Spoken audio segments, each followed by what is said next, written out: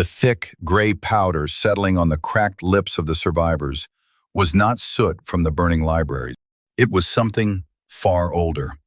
In a final act of calculated ruin, the invaders had shattered the imperial urns, scattering the ashes of Augustus and Tiberius into the dust of the street. As the wind swept through the ruined forum, the weeping citizens were forced to inhale the pulverized remains of the very men who had built their world. It began not with a roar, but with a sound far more terrifying in its implication. The slow, rusted groan of hinges that had been barred against the world for centuries. On the night of August 24th, 410, the Salarian Gate was not battered down by engines of war, but was pushed open from the inside by trembling hands. An act of silent treason born of starvation and despair. The darkness outside the walls, which had been a void of waiting terror for 2 years, suddenly spilled into the city, transforming into a flood of 30,000 armed shadows that moved with the predatory silence of wolves entering a sheep pen. For the first time in 800 years, the sanctity of the eternal city was penetrated, not by a strategy of genius, but by the rotting of its own will, creating a vacuum that nature was compelled to fill with force. The invaders did not rush with the chaotic exuberance of a raid. They advanced with the grim, industrial purpose of a final judgment arriving for a shift. The column of Visigoths moved like a black, viscous fluid, spreading across the pristine marble of the Via Salaria, absorbing the moonlight and reflecting nothing back but the dull glint of sharpened iron. There were no war cries, no banging of shields, only the rhythmic, suffocating thud of 60,000 boots hitting stones that had been laid by the hands of free men centuries ago. To the few starving citizens awake in the shadows, the sight was so impossible that their minds refused to process it, rejecting the visual evidence of the collapse in favor of a hallucination born of hunger. The city was not a fortress anymore. It was a tomb that had forgotten to close its lid.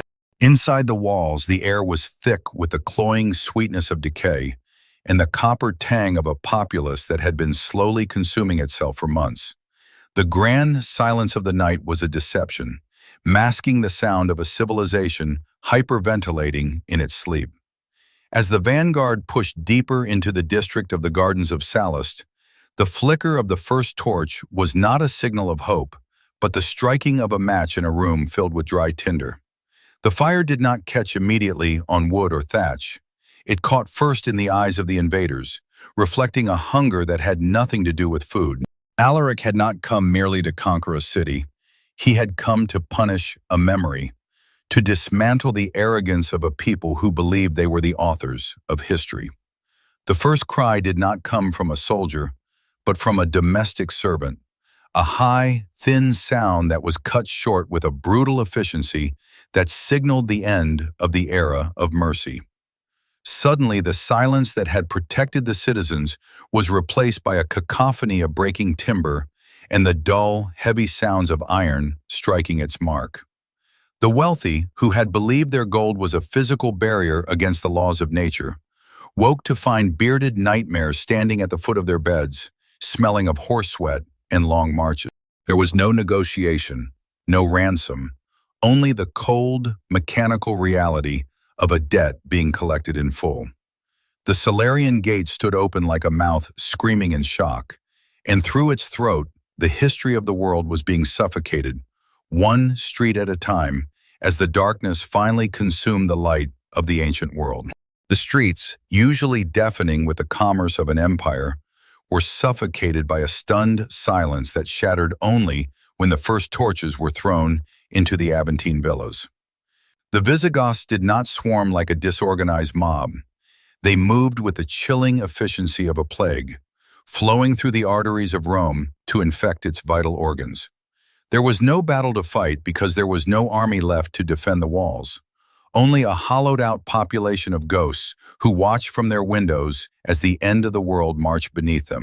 The flickering light of the growing fires revealed the horrifying truth that the masters of the known world were now nothing more than trapped animals in a pen that had no exit. This was not the chaotic looting of a border raid, it was the systematic dismantling of a civilization's nervous system. The barbarians knew exactly where the heart of the city lay, and they navigated the labyrinth of the 7 hills with the terrifying confidence of new owners inspecting a purchased property.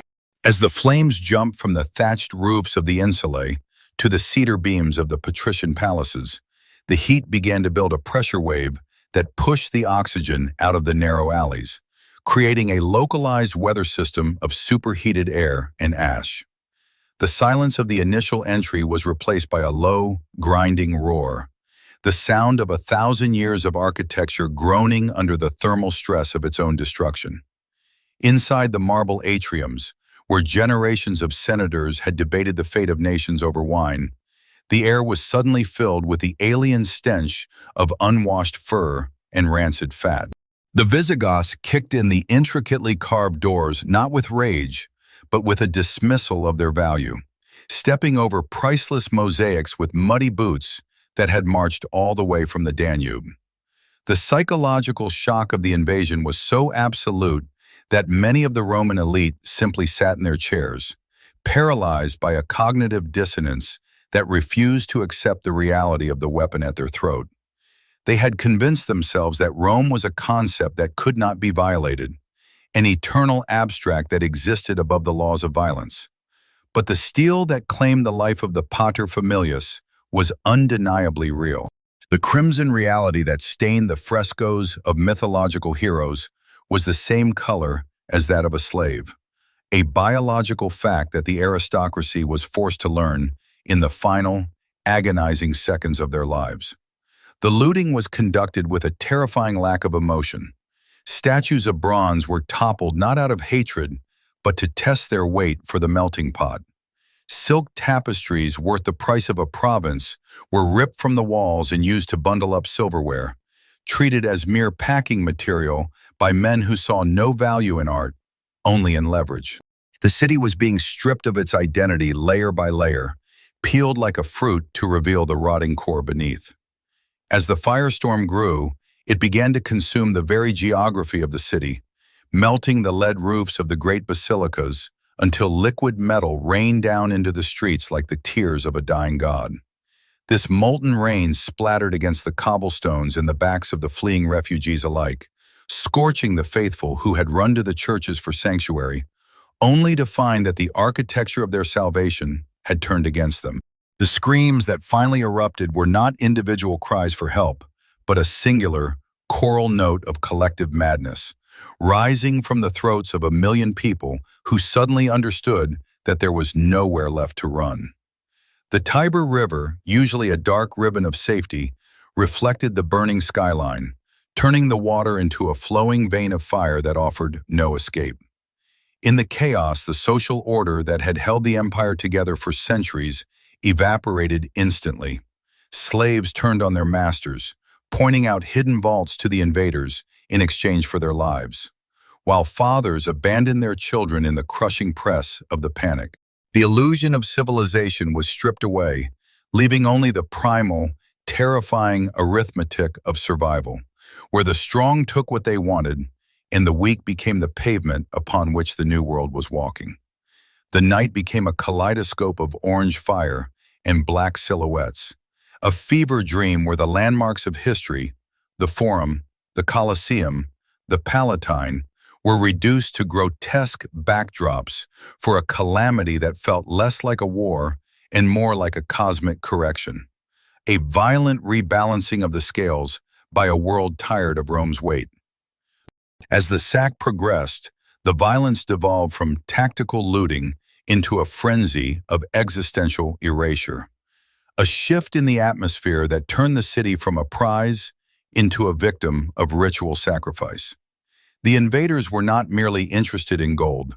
They were consumed by a desire to dismantle the psychological architecture of Roman power, to prove that the entity which had enslaved the world for a millennium was made of frail humanity and fear, not marble and divine will. This was no longer a military operation, but a cultural dissection. The Visigoths, men who had lived their entire lives in the shadow of Roman arrogance, now found themselves holding the torch that would burn that shadow away. They moved through the grandest districts with a terrifying thoroughness, targeting the symbols of legacy that the Romans held dearer than their own lives. Aristocrats were dragged from their hiding places in the crypts, their hands roughly stripped of rings that had been passed down since the Republic, and forced to watch as their lineage was ended in real time. It was a calculated theater of cruelty where the audience was forced to participate in the final act of their own tragedy. The tapestries that depicted the triumphs of Scipio and Caesar were ripped from the walls and fed into bonfires that raged in the middle of the atrium floors, the smoke of burning history mixing with the heavy stench of death. Statues of ancestors, the stone guardians of the family soul, were beheaded with hammers, their noses smashed and their names chipped away, effectively killing the dead a second time. This was a specific type of horror, a retroactive destruction of the past designed to ensure that when the sun rose, there would be no evidence that these families had ever mattered. The screams that echoed off the 7 hills were not just sounds of physical pain, but the agonizing wail of a civilization realizing that its belief in its own immortality was a lie. The barbarian warlords understood that to truly kill Rome, one did not just need to kill Romans, one had to kill the idea of Rome. They broke into the archives and the record halls, dumping centuries of tax rolls, land deeds, and citizenship grants into the mud, trampling the legal bedrock of the empire under boots caked in filth. In doing so, they erased the social contract that held the society together, reducing senators to beggars and citizens to stateless ghosts in a single hour of destruction. The psychological impact was devastating. Men who had faced death on the battlefield with stoicism now wept openly as they watched the parchment records of their family names turn to black ash, realizing that they were being unwritten from existence. The violence against the people became performative, a way to demonstrate the total inversion of the natural order. Matriarchs of ancient lines, women who had been treated with the reverence of goddesses, were cast down and humbled in the streets, their fall serving as a broadcast signal to the city that no status could protect against the new reality. The invaders did not just plunder and destroy. They defiled the sanctity of the domestic space, turning the home, the most sacred unit of Roman life, into a site of absolute despair. They forced families to make impossible choices, a cruel game that left the survivors broken by a guilt that would outlast the physical scars. The logic of the sack was the logic of a nightmare, where the things that were supposed to be impossible, the fall of the mighty, the desecration of the holy, the burning of the eternal, became the mundane backdrop of the night. As the hours stretched on, the city began to resemble a vast, open grave, where the living were forced to lie down with the dead, and the distinction between the two became increasingly blurred in the smoke-choked darkness. The Visigoths were performing a severing on the Western world, cutting out the part of the human brain that feared Rome, and they did it with a brutality that ensured the wound would never heal. In the center of this apocalypse, a detachment of Alaric's chosen warriors made their way to the Campus Martius, ignoring the weeping captives and the piles of silver plate scattered in the mud. Their target was the Mausoleum of Augustus, a fortress of marble and cypress that held the consecrated remains of the Julio-Claudian dynasty, the very gods of the Roman state.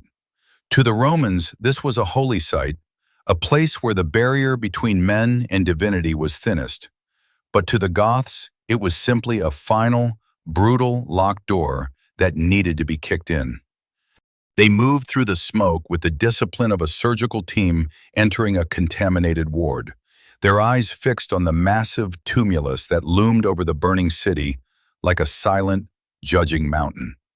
While the rest of the horde lost themselves in the drunken ecstasy of the sack, these men were driven by a colder, more malignant curiosity. They wanted to look into the face of the empire's creators and see if they blinked. The mausoleum stood apart from the chaos, surrounded by a park that was now trampled into a slurry of mud and ruined ornamental gardens. The air here was different, heavier, charged with the static of 1,000 years of reverence. But the invaders did not pause to genuflect.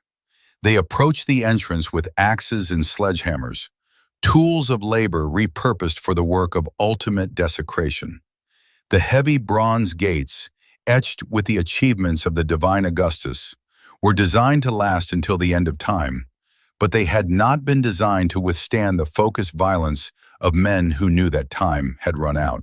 The first blow struck the metal with a sound that was less like a clang and more like the shriek of yielding iron, a vibrating dissonance that cut through the roar of the fires outside.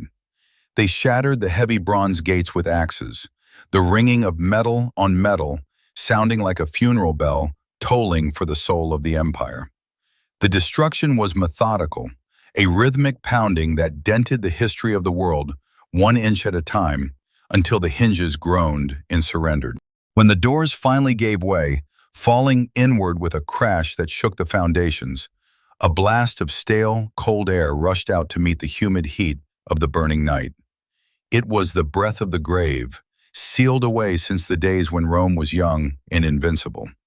The warriors stepped across the threshold, their torches sputtering in the oxygen-starved atmosphere, casting long, dancing shadows against the curved walls of the interior.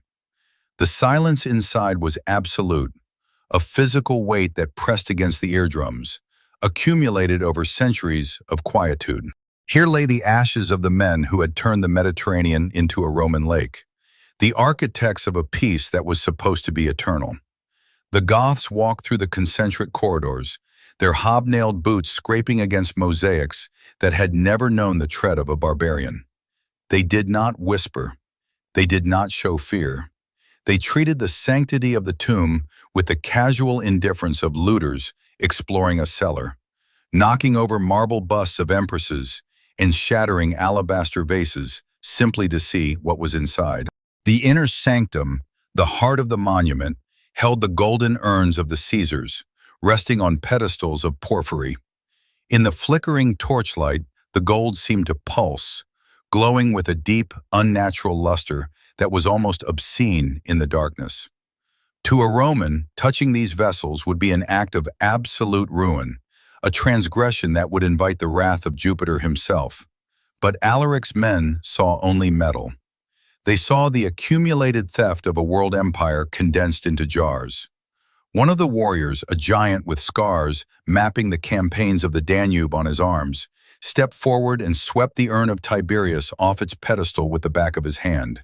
It hit the floor with a heavy, hollow crash, the soft gold deforming and the seal cracking open. There was no lightning bolt from the heavens, no vengeful spirit rising from the dust. There was only the dry, rustling sound of gray ash spilling onto the cold stone floor. The spell was broken. The gods were not sleeping in the marble. They were just grit, indistinguishable from the dirt on the soldiers' boots. The realization rippled through the group, not as horror, but as a dark, liberating amusement.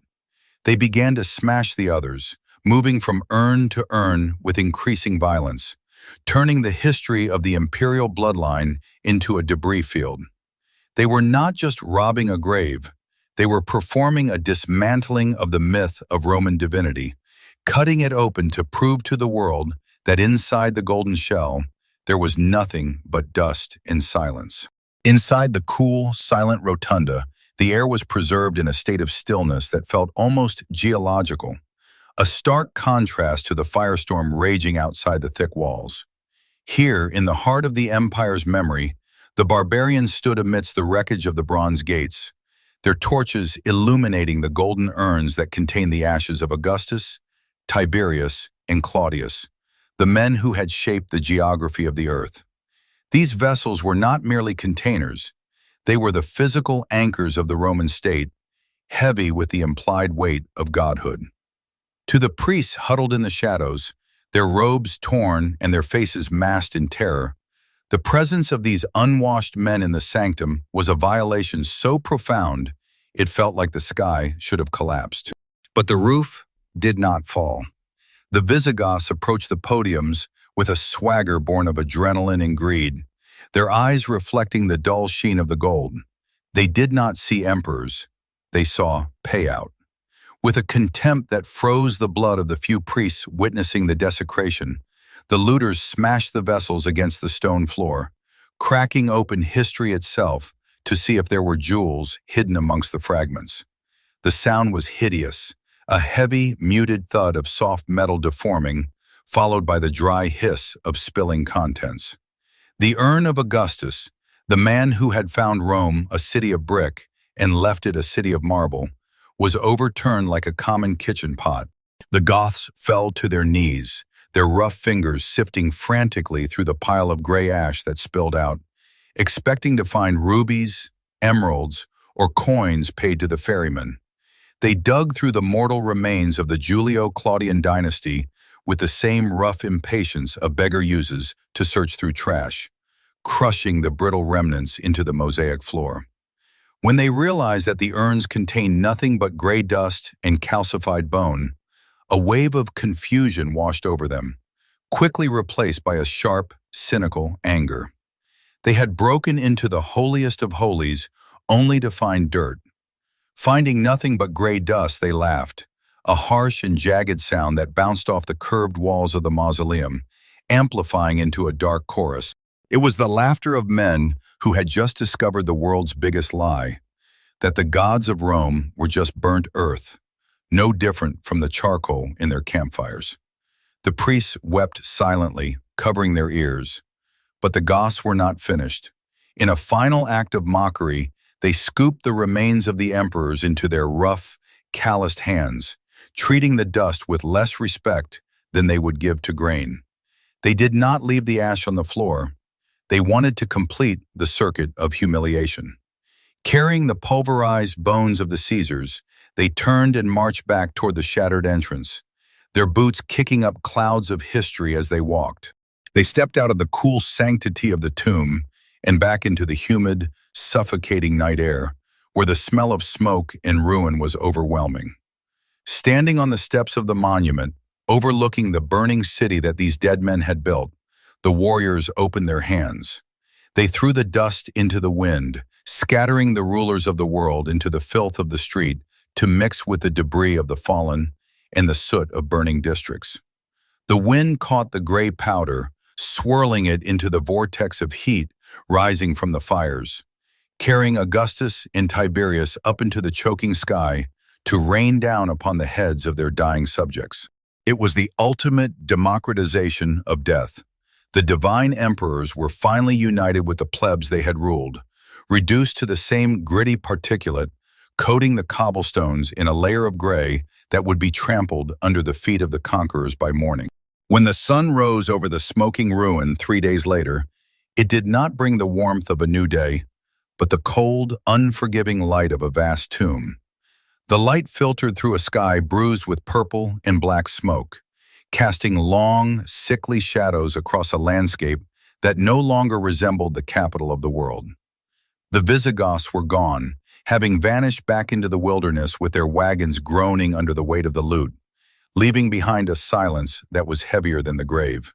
It was a vacuum of sound so profound that it pressed against the ears, a physical void where the heartbeat of 1,000,000 people used to be. The survivors crept out from the cellars, the cisterns and the sewers, emerging like larvae from the earth, blinking against the stinging gray light. They were unrecognizable as citizens of Rome. Their togas were rags stained with soot and the dark marks of struggle. Their faces masks of grime, where only the whites of their eyes showed the terror of the past 72 hours. They moved with the jerky, uncoordinated motions of the shell-shocked, stumbling over the debris of their former lives, shattered roof tiles, headless statues, and the silent forms of neighbors that had been left to the elements in the August heat. The air they breathed was not air at all. It was a suspension of tragedy, a thick, gray haze that hung low over the city like a shroud, refusing to dissipate. Their lungs burned with every breath, a chemical searing that tasted of scorched lead, burnt timber, and something else, something drier, chalkier, and infinitely more ancient. It took them a moment to realize the source of the grit they were inhaling, the strange particulate matter that coated their tongues and filled their throats with the taste of dry, ancient earth. It was not merely the dust of fallen buildings. As the winds shifted, blowing down from the Campus Martius, where the mausoleum stood open and violated, the realization hit the survivors with the force of a physical blow. The taste in their mouths was the taste of the crypt. They fell to their knees, not in prayer, but in choking horror, clawing at their own throats, as if trying to scrape the sensation away, screaming without sound as they understood that they were not just breathing smoke, they were inhaling their gods. The wind was carrying the scattered ashes of the Caesars, the pulverized remnants of Augustus, Tiberius, and Claudius, forcing the living to breathe in the dead. The sheer horror of the moment was total. The citizens were acting as the unwilling filters for the desecrated history of their own empire, absorbing the very men who had claimed to be divine. This was the final, calculated insult of the invasion. The Visigoths had not just destroyed the present, they had forced the Romans to ingest their own past. The psychological floor of their reality collapsed. If the divine Augustus could be reduced to a layer of grit on a peasant's tongue, then there was no divinity, no destiny, and no Rome. There was only physics, the crumbling of bone to dust, the burning of wood to ash, and the scattering of matter by the wind. The weeping that eventually broke the silence was not for the lost gold or the burnt villas. It was the mourning of a people who had looked into the abyss of history and seen that it was empty. They sat in the ruin of the Forum, gray figures in a gray world, breathing in the undeniable proof that Rome had never been eternal, only a temporary pile of dust waiting for the wind to change. The eternal city had died not when the walls were breached, but in this quiet morning moment when its children realized that the taste of their empire was nothing but ash in a dry throat.